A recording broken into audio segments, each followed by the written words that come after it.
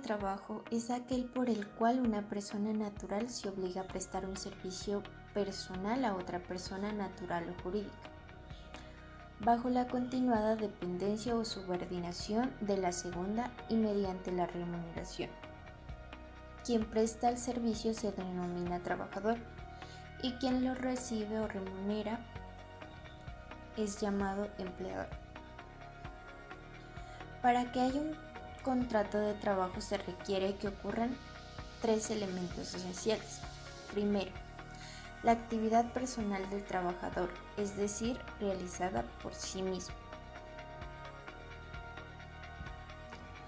La continuada subordinación o dependencia del trabajador respecto al empleador, que faculta a éste para exigirle el cumplimiento de órdenes en cualquier momento, en cuanto al modo, tiempo o cantidad de trabajo, e imponerle reglamentos, lo cual debe mantenerse por el tiempo de duración del contrato. Todo ello sin que afecte el honor, la dignidad o los derechos mínimos del trabajador. Modalidades del contrato. El contrato puede ser verbal o escrito. Contrato verbal. Cuando el contrato sea verbal, el patrono y el trabajador deben ponerse de acuerdo al menos acerca de los siguientes puntos: la índole de trabajo y el sitio donde se debe realizar, la cuantía y la forma de remuneración, ya sea por unidad de tiempo, por obra ejecutada o por tarea, la duración del contrato, ya sea a prueba o término indefinido o a término, la cuantía y la forma de remuneración, ya sea por unidad de tiempo, por obra ejecutada o por tarea, la duración del contrato, ya sea a prueba o término indefinido o a término fijo, o mientras durante la realización de su labor determinada. El contrato de trabajo escrito se extiende en tantos ejemplares cuantos sean los interesados, destinándose uno para cada uno de ellos. Está exento de impuestos de papel sellado y de timbre nacional, y debe contener necesariamente, fuera de las cláusulas que las partes acuerden libremente, el lugar y la fecha de su celebración, el lugar en donde se haya contratado el trabajador y en donde haya de prestar su servicio, la naturaleza del trabajo, la cuantía de remuneración, su forma y periodos de pago, la estimación de su valor en caso de que haya suministros de habitación, alimentación como parte del salario, o la duración del contrato, su desahucio y terminación. El contrato de trabajo puede celebrarse por tiempo determinado, por el tiempo que dure la realización de la obra o labor determinada, por tiempo indefinido o para ejecutar un trabajo ocasional, accidental o transitorio. Contrato a término fijo. El contrato de trabajo a término fijo debe constar siempre por escrito y su duración no puede ser superior a 3 años, pero es renovable indefinidamente. Si antes de la fecha del vencimiento del término estipulado, ninguna de las partes avisare por escrito a la otra su determinación de no prorrogar el contrato con una antelación no inferior a 30 días, éste se entenderá renovado por un periodo de igual e inicial pactado y así sucesivamente. No obstante, si el término fijo es inferior a 1 año, únicamente podrá prorrogarse sucesivamente el contrato hasta por 3 periodos iguales o inferiores, al cabo de los cuales el término de renovación no podrá ser inferior a 1 año, y así sucesivamente. El contrato a término fijo debe constar siempre por escrito y su duración no debe ser inferior a 1 año ni superior a 3, pero es renovable indefinidamente.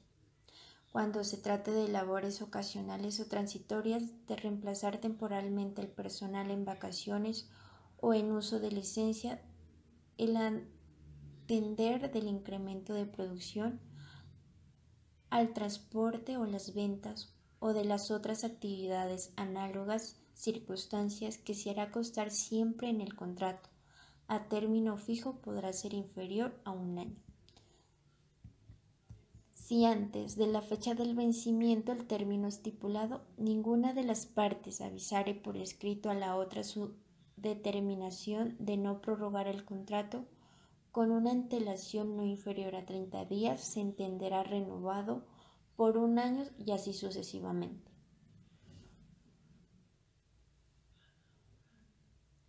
El contrato por tiempo determinado debe constar siempre por escrito y su plazo no puede exceder los 2 años, pero es renovable indefinidamente.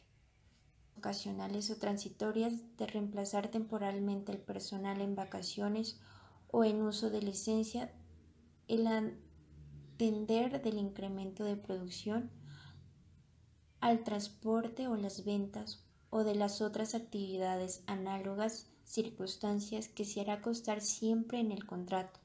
A término fijo podrá ser inferior a un año. Si antes de la fecha del vencimiento del término estipulado, ninguna de las partes avisare por escrito a la otra su determinación de no prorrogar el contrato, con una antelación no inferior a 30 días se entenderá renovado por un año y así sucesivamente.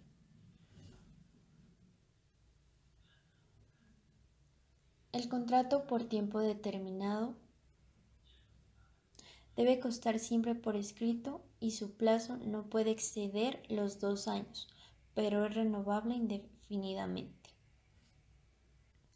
El contrato de trabajo termina por muerte del trabajador, por mutuo consentimiento, por expiración del plazo fijo pactado, por terminación de la obra o labor contratada, por liquidación o clausura definitiva de la empresa o el establecimiento, por suspensión de actividades por parte del empleador durante más de 120 días, por sentencia ejecutoriada, por decisión unilateral de los casos, por no regresar el trabajador a su empleo.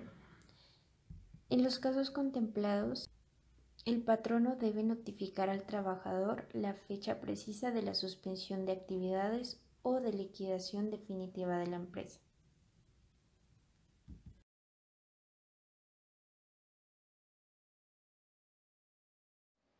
Buenas, mi nombre es Andrés Felipe Benavides y voy a hablar de la terminación del contrato de trabajo con justa causa. La ley señala una serie de causas por las que se puede terminar un contrato de trabajo, por las que se puede despedir de igual manera a un trabajador. La existencia de una justa causa para despedir al trabajador tiene relevancia en el sentido de que ya no hay que pagar ninguna indemnización hacia el trabajador.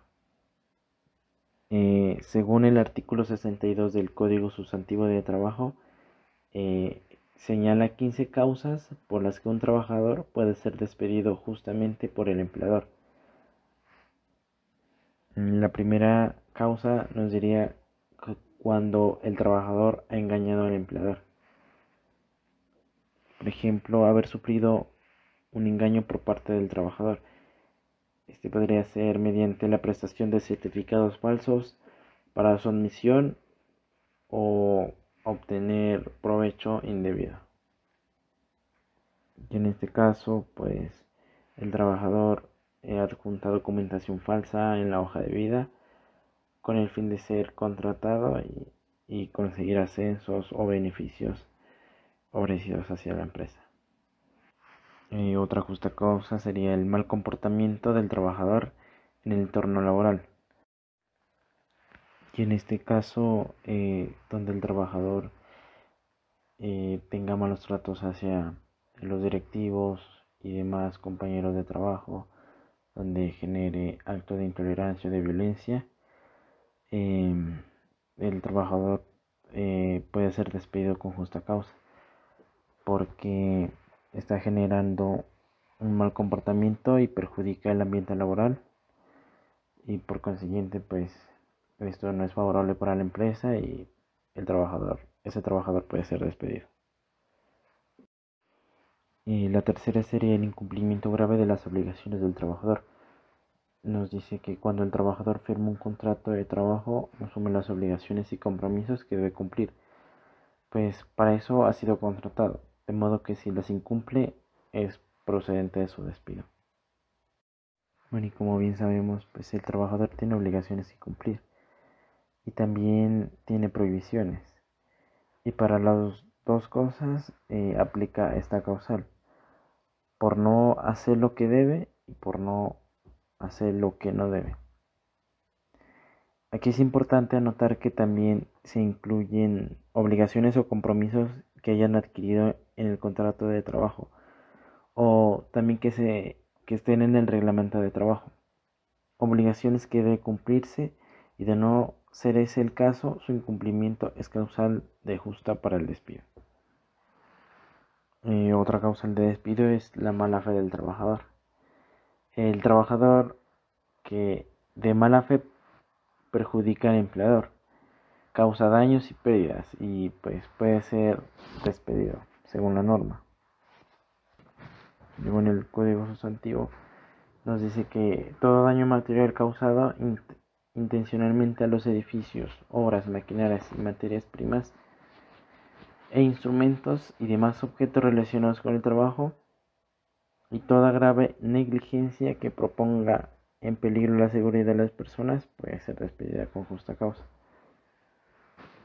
Y en este caso podríamos decir que pues al trabajador es contratado y se le paga un sueldo para que contribuya en la empresa y para que cumpla sus funciones y no para que haga daño y sea destructivo de su empresa.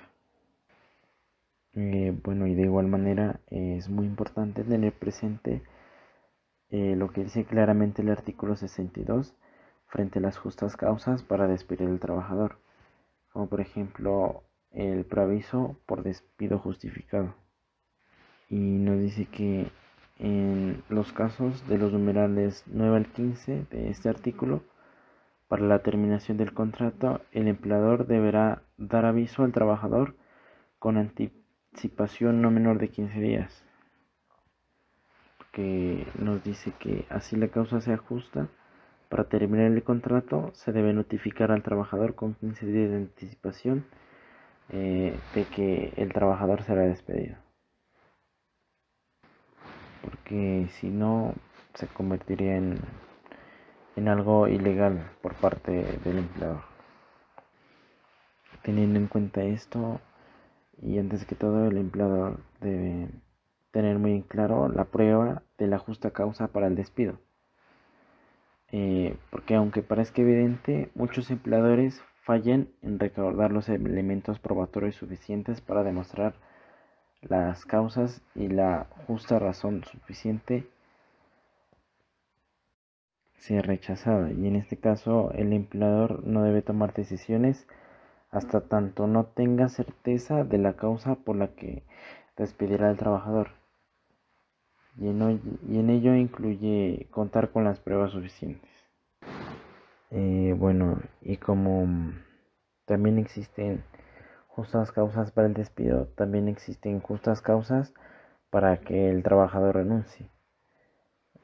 Así como el empleador da por terminado el contrato de trabajo por una justa causa, el trabajador puede terminarlo con justa causa en situaciones señaladas también por el artículo 62 del Código Sustantivo del Trabajo. Una justa causa para que el trabajador renuncie sería el engaño del empleador. Dice la norma que el trabajador puede renunciar justamente cuando ha sufrido engaño por parte del empleador respecto a las condiciones de trabajo. Ejemplo, esto sucede cuando le ofrecen trabajar en determinadas condiciones y cuando llega a trabajar las condiciones son radicalmente distintas. Entonces sería parte de engaño y una justa causa para que el trabajador renuncie. Otra justa causa sería el maltrato del empleador hacia el trabajador. Nos dice el numeral 2 del artículo 62 del Código que todo acto de violencia, los malos tratos o amenazas graves inferidas por el empleador contra el trabajador o también incluye a los miembros de la familia dentro o fuera del servicio son justas causas para despido. Y otra sería inducir a cometer actos ilícitos hacia el trabajador. Esto es un acto muy grave y también puede ser objeto de renuncia y de igual manera de demanda por parte del trabajador hacia el empleador, porque están obligando al trabajador a cometer actos ilícitos. Aunque esto no es muy común, pero en algunos casos se han visto en donde los trabajadores son presionados para que cometan actos ilegales en la ley. Un ejemplo, pues, actos de corrupción, de robos, así. Y bueno, y en conclusión, para que no se presenten disputas por parte del trabajador y el empleador, se debe seguir a cabalidad lo estipulado en el artículo 62 del Código Sustantivo del Trabajo para la terminación del contrato con justas causas y de igual manera la renuncia del trabajador con justas causas. Buen día, mi nombre es Anderson Ramiro Chamorro Rosero.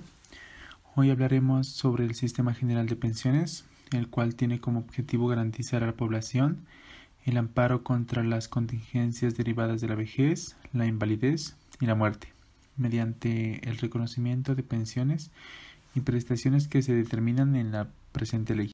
¿Cuáles son los beneficios de estar afiliado y cotizar al Sistema General de Pensiones?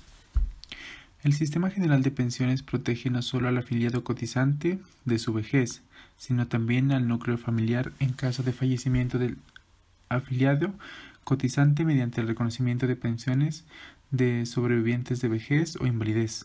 Prestación esta que tiene por finalidad proteger a los miembros del grupo familiar del causante del posible desamparo al que se pueden enfrentar por razón de su muerte. De esta manera, con la pensión de sobrevivientes se pretende garantizar a la familia del causante el acceso de los recursos necesarios para garantizar una existencia digna y continuar con un nivel de vida similar al que poseían antes de su muerte. De esta manera, los cotizantes no deben ser asumidos solamente como una obligación, sino como un ahorro que garantiza la protección para el cotizante en su vejez o invalidez y de su núcleo familiar en caso de fallecimiento. ¿Quiénes son afiliados obligatoriamente al sistema de pensiones? Todas aquellas personas vinculadas mediante contrato de trabajo o servidores públicos.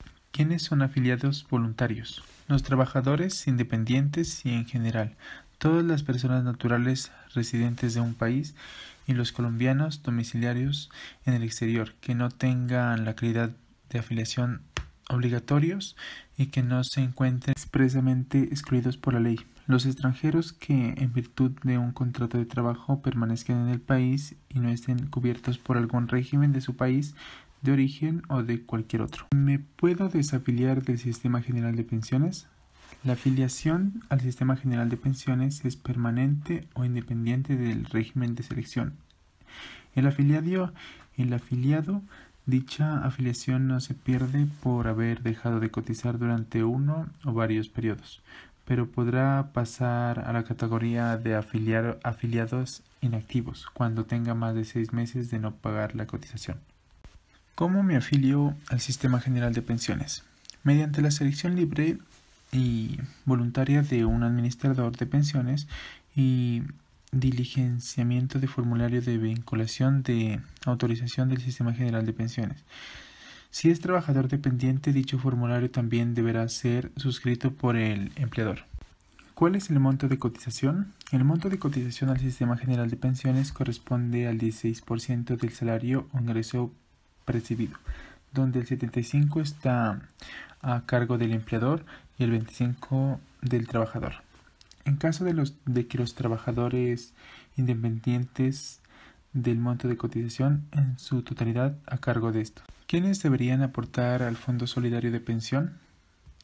Los afiliados que tengan un ingreso mensual igual o superior a 4 salarios mínimos mensuales legales vigentes tendrán a su cargo de aporte adicional 1% sobre el ingreso base de cotización destinado al Fondo de solidaridad pensional. Cuando cesa la obligación de cotizar al Sistema General de Pensiones, la obligación de cotizar cesa al momento de que el afiliado reúne los requisitos para acceder a la pensión mínima de vejez o cuando el afiliado dé pensión por invalidez o anticipadamente.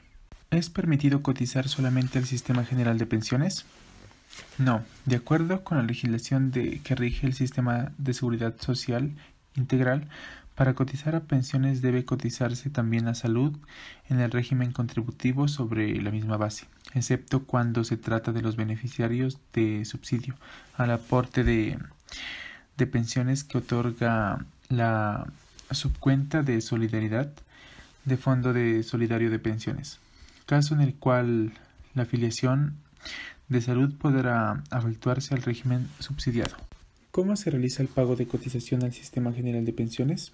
El pago de los aportes debe realizarse a través de la plantilla integral de la liquidación de aportes, PILA, en sus modalidades astinada o electrónica, para lo cual el cotizante debe contactarse con uno de los operarios de información habilitados para prestar el servicio, quienes le brindarán orientación para la liquidación y pago de aportes, teniendo el presente que este proceso no debe generar ningún costo para el aportante. ¿Quién controla y vigila las entidades administradoras de pensiones? El control y vigilancia de las administradoras de régimen solidario de primera medida con prestación definida, así como el régimen de ahorro individual con solidaridad, será ejercido por la Superintendencia Financiera de Colombia. Para obtener una pensión se debe tener unos requisitos. Los hombres haber cumplido 62 años, las mujeres haber cumplido 57 años, tener 1.300 semanas cotizadas, aproximadamente 26 años. Requisitos para la solicitud de pensión de vejez: documento de identidad del afiliado, formato solicitud prestaciones económicas, formato información EPS, formato declaración de número de pensión. Para la solicitud de pensión de vejez, tiempos privados por radiación electrónica, será obligatorio la autorización y notificación por correo electrónico.